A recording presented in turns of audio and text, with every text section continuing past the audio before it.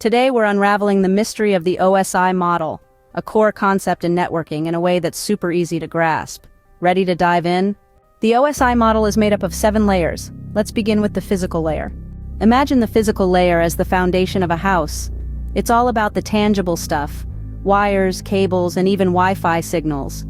Just like a house needs a strong foundation, our network needs a solid physical layer for data to travel. Next up, the data link layer.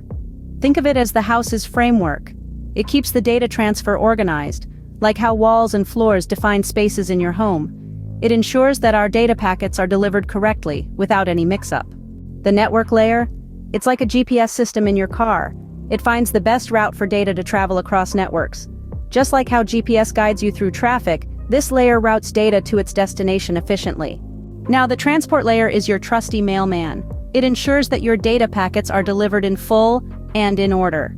It's like making sure all your letters and packages arrive safely and completely.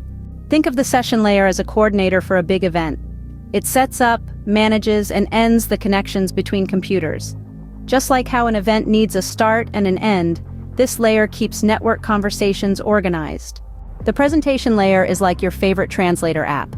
It translates data from the network into a format your applications can understand. It's making sure everyone speaks the same language. Last but not least, the application layer is the interface you interact with. It's like the user-friendly face of an app. This layer is where you, the user, actually get to send and receive data. And there you have it, the OSI model, explained with simple analogies. Each layer has a unique role, but together, they make sure our data travels safely and efficiently through the network. Just like a well-organized event, every part plays a crucial role. Thanks for watching. Stay tuned for our next video exploring the protocols on each layer.